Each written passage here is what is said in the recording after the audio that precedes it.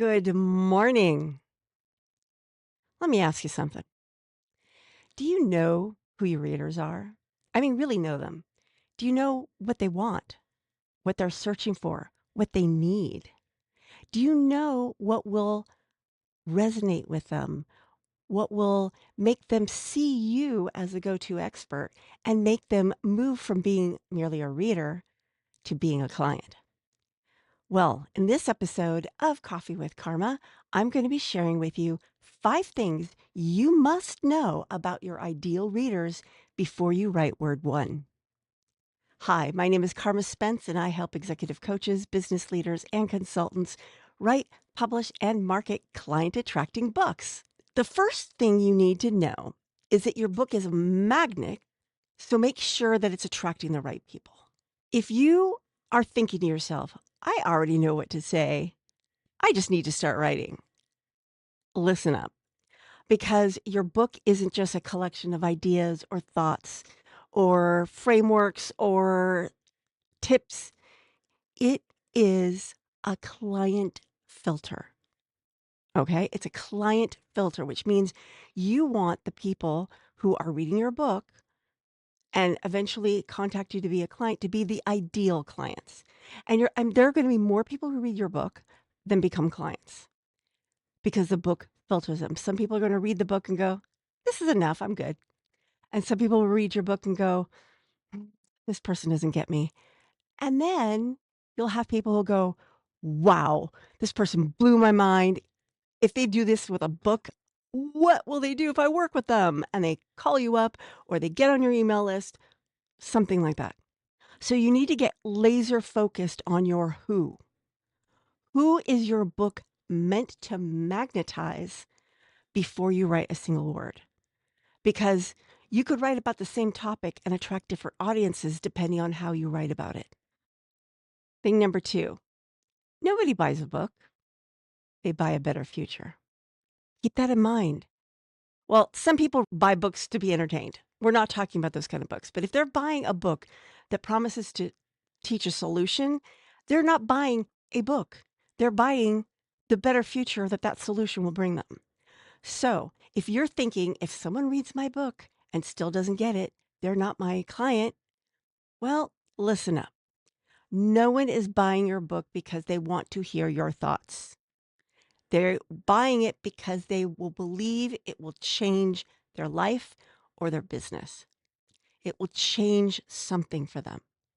So if you don't understand what change they crave, you can't write a book that will sell or convert them to clients. So you need to meet them where they are so that you can transform them at least partway with your book and then eventually as a client. It's the people who you need to coddle a little bit that may be your ideal client because they don't get it until you help them get it. So, what you need to do is clarify what transformation your book promises before you start writing. If you understand that, then you can write a better book. That's why one of the first steps I do in all my training now is help my clients come up with their client transformation journey. In fact, that's what we're going to be doing on day one of my upcoming free challenge, Road Trip to Reach More Clients. This one thing you do, I've even created a GPT that helps you do it quickly.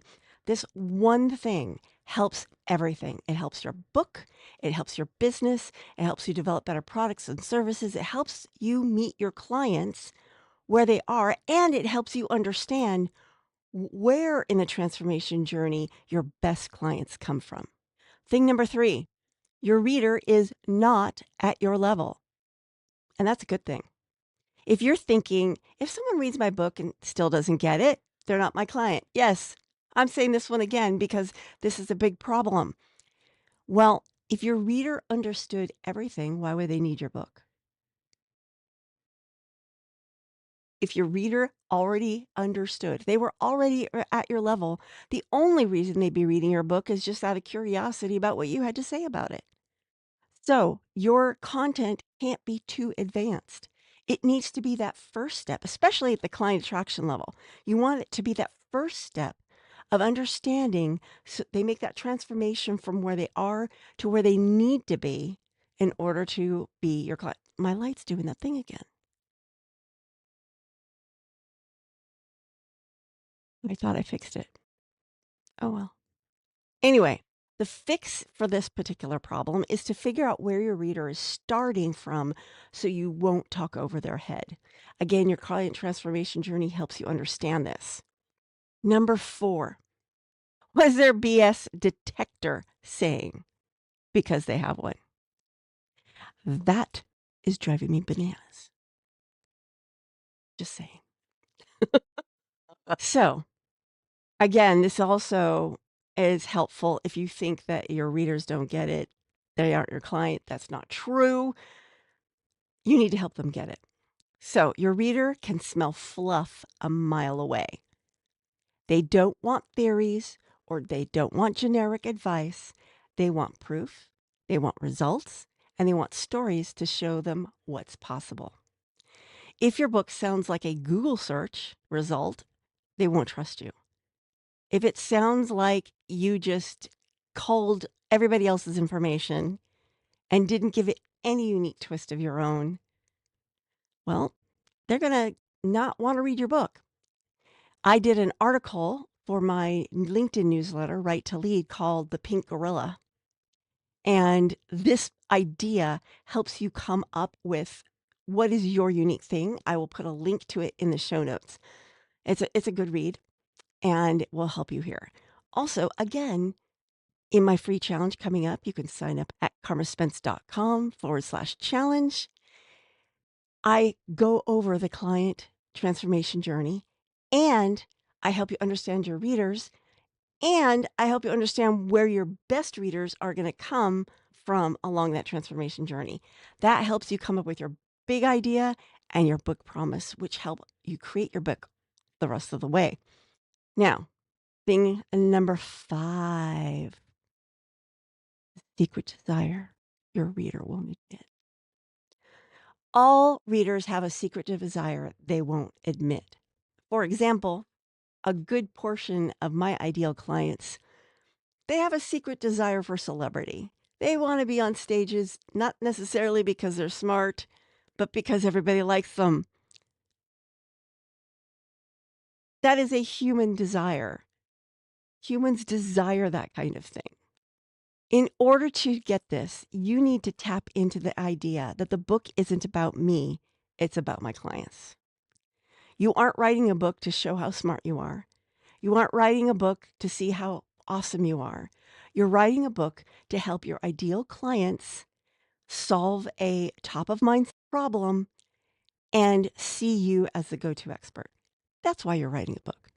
Your reader says they want some surface problem or solution. They say they want this, and that may be helpful, but it's often not with the cause, and you want to get them to the cause. So your book leads them from this top of mind surface problem, solves it, but that leads them to, oh, I had that problem because I have this problem. So, for example, they might say, I need better leadership skills or I need better sales skill. But what they really want is to feel respected, valued, in control. Help them understand that deeper want and need and how you can help them solve it. Uncover the emotional core of what your reader truly wants. And by the way, when you join my challenge, we're going to work on this on day 2, and I have a custom GPT that helps you get into these deep needs and wants. So I hope you found this episode helpful and the light not too distracting. If you like this, I recommend that you leave a tip in the tip jar, ring the bell, and subscribe to my channel. And of course, stay tuned for the next episode of Coffee with Karma, which will be coming up on Friday, Quirky Corner Friday, when I will be talking about the 5 hidden roadblocks that drain your book of its lifeblood and how to escape them, all inspired by the silent film Nosferatu.